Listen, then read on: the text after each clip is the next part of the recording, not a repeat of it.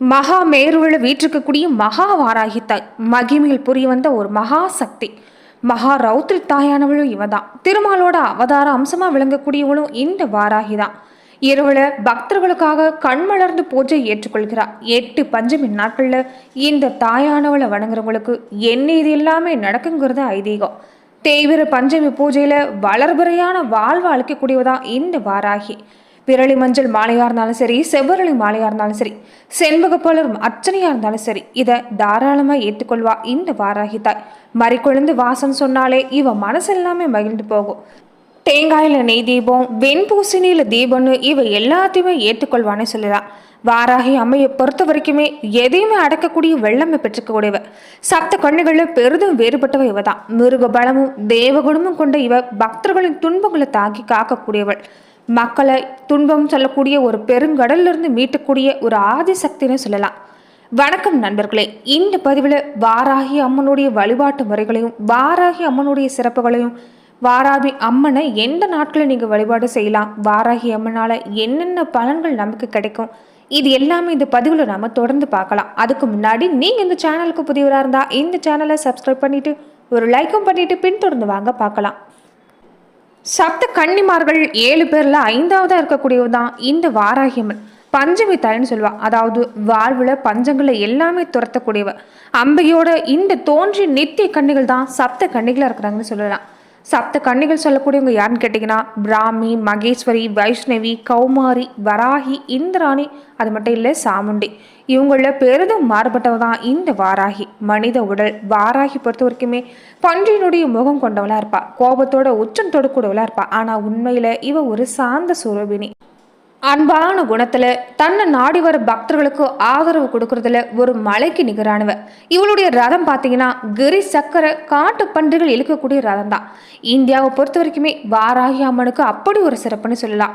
வாராகி அம்மனை பொறுத்த வரைக்குமே ஒரு 2 மிகப்பெரிய கோவிலுங்கிறது இந்திய நாட்டில் அமைஞ்சிருக்கு. ஒன்று காசியில், இன்னொன்று தஞ்சாவூர் பெரிய கோவில் தான். தஞ்சாவூர் பெரிய கோவிலை பொறுத்த வரைக்குமே பிரகதீஸ்வரர் ஆலயங்கிறது ரொம்ப பிரபலம். இருந்தாலுமே எந்த செயல் தொடங்குறதா இருந்தாலும் முதல் பூஜையை பொறுத்த வரைக்குமே இந்த வாராகி தாய்க்கு தான் இவ பாத்திரப்பட்டவளா இருப்பேன்னு சொல்லலாம். ராஜராஜ சோழனை பொறுத்த வரைக்குமே எந்த செயலை அவர் தொடங்குறதா இருந்தாலுமே வாராகியை வழிபட்ட பின்னாடி தான் தொடங்குவார். ராஜராஜ சோழனுடைய மிகப்பெரிய வெற்றிக்கு காரணமே இந்த வாராகி அம்மன் தான். ராஜராஜ சோழனுடைய வெற்றி தெய்வம் தான் எல்லாருமே சொல்லுவாங்க. தஞ்சை பெரிய கோவில் கட்டுறதுக்கு முன்னாடியே வாராகி வழிபாடு இங்கிருந்துதான் சொல்லப்படக்கூடிய உண்மையும் இருக்குதுன்னு சொல்லலாம். அதே மாதிரி மற்ற எந்த கோவில் இல்லாத ஒரு நடைமுறை தஞ்சை பெரிய கோவில தான் இருக்குது. எந்த வழிபாட்டை தொடங்கினாலுமே முதல்ல நம்ம எல்லாருமே விநாயகர் வழிபாட்டை தொடங்குறதா ஒரு மரபாக இருந்துட்டு வருது. ஆனால் இங்கே சிவ வழிபாட்டை தொடங்குறதுக்கு முன்னாடியும் விநாயகர் வழிபாட்டை தொடங்குறதுக்கு முன்னாடியும் வாராகி அம்மனை வழிபட்ட பின்னாடி தான் தொடங்குறாங்க. சோழர்களுடைய வெற்றிக்குரிய தெய்வமா இந்த துர்க்கையை அமைஞ்சிருக்கிறான்னு சொல்லலாம். இப்படிப்பட்ட துர்க்கையை நாம வணங்க தொடங்கும் போது நமக்கு காவலா நிழல் மாதிரி பின்தொடரக்கூடியவ இந்த வாராகி தாய்.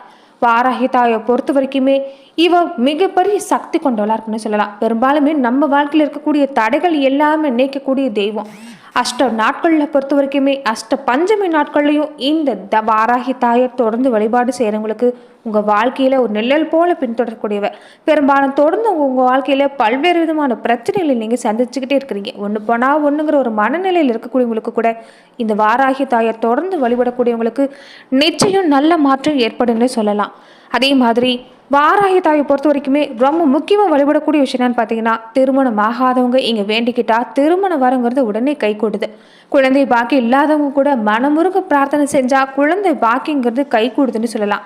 அது மட்டும் இல்லை, எதிரிகள் தொல்லை, கொஞ்சம் கெட்ட சக்தியால் பாதிக்கப்பட்டிருக்கக்கூடியவங்க, வழக்கு விவகாரங்கள், இந்த வியாபார விஷயத்தில் இருக்கக்கூடியவங்க கூட இந்த வாராகி அம்பிகை கிட்ட வந்து வேண்டிக்கிட்டா எல்லா பிரச்சனையும் தீர பார்க்குறாங்கன்னு சொல்லலாம். மேலுமே வாராகி அம்மனை நம்ம வீட்டில் வச்சு வழிபடலாமா, வழிபடக்கூடிய முறைகள் தான் என்னென்ன, மேலுமே இதனால் என்ன பலன் ஏற்பட போகுதுங்கிறத தொடர்ந்து நாம் இந்த பதிவில் பார்க்கலாம். அதனால் இந்த வீடியோவை ஸ்கிப் பண்ணாமல் நீங்கள் தொடர்ந்து பார்த்துட்டு வாங்க. முதல்ல வாராகி அம்மனை வணங்கக்கூடிய முறை அப்படின்னு பார்த்துடலாம். பூஜை அறையில் பொறுத்த வரைக்குமே நம்ம வீட்டு பூஜை அறையில் வாராகி அம்மனுடைய திருவுருவ படத்தை வச்சு இல்லைன்னா ஒரு சின்ன விக்கிரகத்தை வச்சு விளக்கேற்றி தினமுமே இரவு 8 மணிலேருந்து 10 மணிக்குள்ள வாராகி அம்மனை வணங்குறது நல்லது. அப்படி முடியாட்டவங்க படம் இல்லைன்னா கூட வீட்டில் தீபம் ஏற்றி வாராகி அம்மனை மனதார நினைத்து நீங்கள் வழிபாடு செய்யலாம். இரவு நேரத்தில் பூஜை செய்ய முடியாதவங்க அதிகாலையில் பிரம்ம முகூர்த்தத்தில் கூட நீங்கள் செய்யலாம். வாராகி அம்மன் வழிபாடுங்கிறது ஒரு மிகப்பெரிய நமக்கு ஒரு பலம்னே சொல்லலாம். வாராகி அம்மன் பக்தராக நீங்கள் இருந்துட்டீங்கன்னா எதிரி கூட உங்களை நெருங்க பயங்குவானே சொல்லலாம். ஏன்னா என்றைய நாள்லேருந்து நீங்கள் வாராகி அம்மனை வழிபட தொடங்குறீங்களோ அன்னையிலிருந்தே வாராகி அம்மன் உங்கள் கூடவே இருப்பானே சொல்லலாம். அதே மாதிரி அம்மன் வழிபாட்டை புதுசாக நீங்கள் தொடங்கக்கூடிய பக்தராக இருந்தால் அன்னை பிறந்த தீதியாக சொல்லக்கூடிய வளர்பிறை பஞ்சமி அன்னைக்கு நீங்கள் வழிபாட்டை தொடங்குனீங்கன்னா உங்களுக்கு ரொம்ப மிகப்பெரிய சிறப்பான பலன் கிடைக்குன்னு சொல்லலாம். வாராகி கிழக்கு நோக்கி அமர்ந்து ஒரு 108 முறை வாராகி அம்மனுடைய காயத்ரி மந்திரத்தை, வாராகி அம்மனுடைய மூல மந்திரத்தை சொல்லி நீங்கள் அன்னையை மனசார வேண்டி நீங்கள் பிரார்த்தனை செஞ்சுக்கலாம். தொடர்ந்து ஒரு 48 நாட்கள் இந்த வழிபாட்டை செஞ்சு பாருங்க. நிச்சயமா உங்க வாழ்க்கையில நீங்க நினைச்சது நிறைவேறும். அன்னையோட ஆசீர்வாதம் கிடைக்குன்னு சொல்லலாம். பெரும்பாலுமே வாராகி அன்னையை பொறுத்த வரைக்குமே அவளுக்கு தேவைப்படக்கூடிய விஷயம் என்னன்னு பார்த்தீங்கன்னா நகையோ பணமோ காசோ பொருள் இல்லை, தூய்மையான அன்பு மட்டும்தான். பக்திக்கு கட்டுப்படக்கூடியவ. யார் ஒருத்தர் தன் மேல ஒரு உண்மையான அன்பு செலுத்துறாங்களோ அந்த பக்திக்கு வசப்படக்கூடிய தன்மை கொண்டவ தான் இந்த வாராகி. தன்னை பக்தர்களை எந்த நொடியிலும் காத்தரக்கூடிய ஒரு மனோபாவம் கொண்டவங்க. தன்னுடைய பக்தர்களை எப்பயுமே தன்னுடைய கண்ணில் வச்சு பார்த்துக்கோன்னு சொல்லலாம். அதே மாதிரி இவளுக்கு தேவையான விஷயம் என்னன்னா தூய்மையான இடமும் தூய்மையான அன்பு மட்டும்தான். மாட மாளிகையோ அலங்கார தோரணையோ இவளுக்கு தேவையே இல்லை. தூய்மை எங்கே இருக்குதோ அங்கே இந்த வாராகி தன்னால் குடிக்கொண்டுக்குவான்னு சொல்லலாம். ரொம்ப முக்கியமாக வாராகி வழிபடக்கூடிய பக்தராக நீங்கள் இருந்தால் நீங்கள் கடைபிடிக்கக்கூடிய ஒரு விஷயம் என்னன்னா உங்களுக்கு வரக்கூடிய பிரச்சனைகள் ஒரு எதிரி மூலமாக ஒரு துஷ்ட சக்தி மூலமாக ஏற்படுறதா இருந்தால் கூட அதை அந்த அன்னையானவள் பார்த்துக்குவா. நீங்கள் செய்யக்கூடிய விஷயம் என்னன்னா மற்றவங்களை நீங்கள் திட்டுறதோ சபிக்கவோ கூடாது. வாராகி பொறுத்த வரைக்குமே இது கொடுத்தாயேன்னு நீங்கள் கேட்கலாம். ஆனால் வேற ஒருத்தருக்கு இப்படி செய்கிறாங்க அவங்கள நீ கெடுங்கிற மாதிரியான எண்ணத்தையோ பேச்சையோ நீங்கள் பேசக்கூடாது. உங்களுக்கு நிழல் போல பின்தொடரக்கூடிய வாராகி எல்லாமே பார்த்துக்கோன்னு சொல்லலாம். வாராகியை பொறுத்த வரைக்குமே வாராகி பக்தர்களாக இருக்கக்கூடியவங்க எல்லாமே மனசில் இருக்கக்கூடிய விஷயம் ஒரு பெருமிதங்கிறது என்னன்னா நீங்கள் வாராகியோடைய பக்தர்கள்ங்கிறது மட்டும்தான். வாராகி பொறுத்த வரைக்குமே நீங்கள் எல்லா நாட்களுமே பிரார்த்தனை செய்யலாம். குறிப்பாக பஞ்சமி நாட்களில் அன்னை வழிபாடு செய்கிறது உங்கள் ஆசைகளை எல்லாமே நிறைவேற்றி தரக்கூடியவளா அவள் மாறுவான்னு சொல்லலாம். வாராகி அன்னையை பொறுத்த வரைக்குமே அவளுடைய அருளை பெறணும்னா நீங்கள் எந்த துயரத்தை கண்டு நீங்கள் கலங்கக்கூடாது. தீய எண்ணங்கிறது மனசில் இருக்கக்கூடாது. எப்போதுமே அன்னையோட அருளுங்கிறது உங்கள் நெஞ்சில் இருக்கணும்னு சொல்லலாம். 1000 மந்திரம் லட்சம் எந்திரம் இருந்தாலுமே சரி அன்னையோட பார்வைப்பட்டா போதும் உங்கள் மேலே இருக்கக்கூடிய ஒரு துஷ்ட விஷயங்களாக இருக்கட்டும் ஒரு கெட்ட சக்தியாக இருக்கட்டும் நீங்கி போகும்னு சொல்லலாம். எப்போதுமே துன்பம் நம்ம வாழ்க்கையில் அடுத்த கட்டத்துக்கு ஒரு நகர்த்த முடியாத சூழ்நிலை ஏற்பட்டால் கூட இந்த வாராகி வழிபாடு செய்கிறவங்களுக்கு கண்டிப்பாக உங்கள் வாழ்க்கையில் நல்ல மாற்றம் ஏற்படும். எதிரிகள் தொல்லைங்கிறது வாராகி வழிபடுறவங்களுக்கு இந்த உலகிலுமே இல்லைங்கிறத உண்மை. வாராகி தேவையை யார் மனதார வழிபடுறாங்களோ உங்களுடைய வாழ்வில் நிச்சயம் நல்ல காரியம் நடக்குன்னு சொல்லலாம்.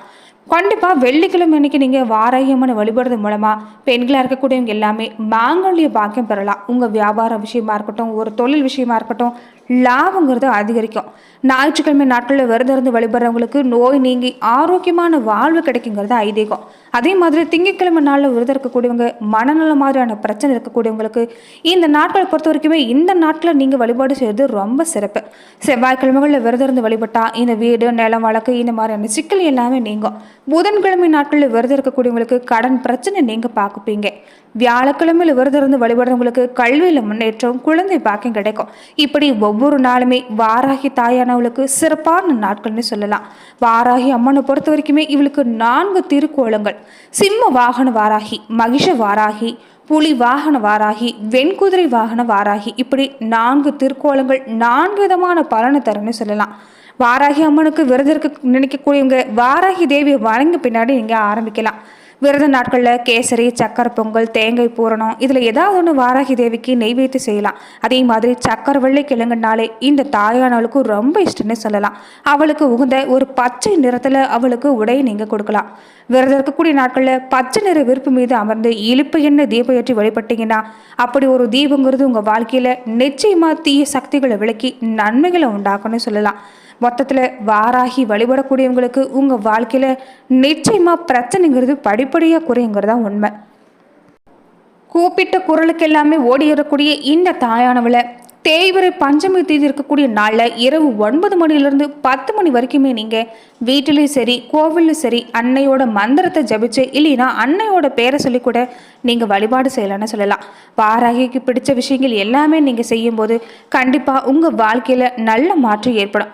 5 பந்தமி நாட்களில் அதாவது 5 ஞாயிற்றுக்கிழமைகளையும் நீங்கள் தேங்காய் முடியில் நெய்விளக்கேற்றி வாராகியை வழிபட்டீங்கன்னா நீங்கள் கோருகிற பலன் எல்லாமே நிச்சயம் அந்த வாராகி தாய் உங்களுக்கு நிறைவேற்றி தருவா. நன்றி நண்பர்களே. இந்த பதிவில் வாராகி அம்மனுடைய சிறப்புகளையும் வழிபாட்டு பலன்கள் எப்படிங்கிறத நாம் இந்த பதிவில் பார்த்தோம்.